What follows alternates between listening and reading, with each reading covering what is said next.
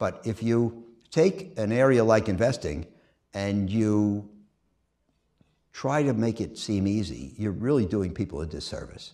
If we said to people, you know, if you really spent some time on it, you could do your own dentistry or your own legal work or fix your own car, you know, we wouldn't be doing people a favor. And the same is true with investing. For some reason, while nobody does their own dentistry or auto repairs, everybody thinks they can be an investor. The important thing is controlling risk.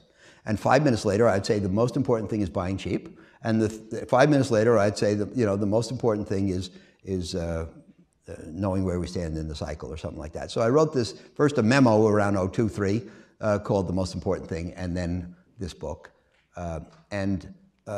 You know, there are so many things that you have to juggle at the same time to be a good investor that I wanted to share that with people, you know? And I think I said in the introduction that I am not writing to make investing easy. I would rather write to show how hard it is, because there are so many things that have to be juggled simultaneously. But if you take an area like investing and you try to make it seem easy, you're really doing people a disservice. If we said to people, you know, if you really spent some time on it, you could do your own dentistry or your own legal work or fix your own car, you know, we wouldn't be doing people a favor. And the same is true with investing. For some reason, while nobody does their own dentistry or auto repairs, everybody thinks they can be an investor. And if they're going to try, I'm at least going to give them some of the considerations. So one of the things in that 21 was knowing where we stand in the cycle.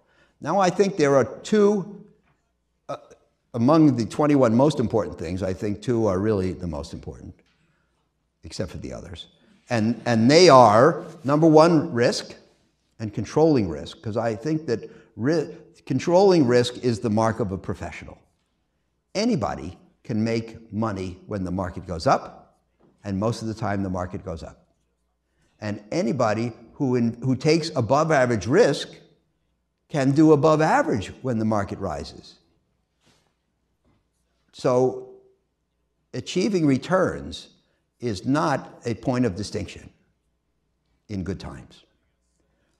In my opinion, the distinction of a superior investor is achieving returns in good times with the risk under control.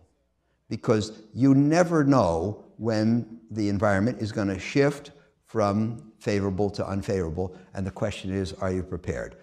You know, somebody who, if the market's up 10 and you're up 12 and the market's down 10 and you're down 12, you didn't accomplish anything. The question is, can you make more in the good times than you give back in the bad times? And then I think the other thing that's most important is the cycle and where we stand in it. I don't believe in predicting the future. We never know where we're going. We should understand the present. And where we are in the present, where the market is relative to its cycle, tells you something about the odds that govern the future. Doesn't tell you what's going to happen tomorrow, but I believe that we can only understand, since the world is an uncertain place filled with randomness, we can't know what's going to happen in the future.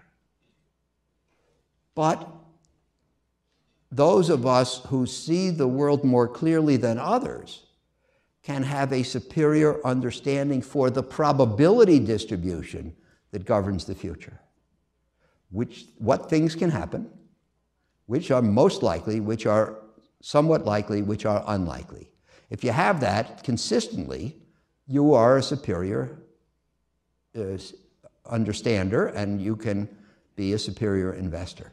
So I think the question is, what today is the probability distribution that governs the future? And one of the things I say in the book, which I'm happy with, is that the future, investment performance in particular, for me, is like a bowl full of lottery tickets. You never know which ticket's going to be chosen. Sometimes the bowl has 70% winning tickets and 30% losing tickets. Sometimes it has 70% losing tickets and 30% winning tickets. Wouldn't it be nice to know the difference? I think it's possible. But you want it, when it's 70% winners and 30% losers, you want to go all in. You want to invest heavily in aggressive securities. And you reach into the bowl, or maybe the gods of fate reach into the bowl and they pull out a ticket and it's a loser. So, you know, as my best friend Bruce Newberg says out in California when we play backgammon, which is a game that's dominated by dice, there are probabilities and outcomes.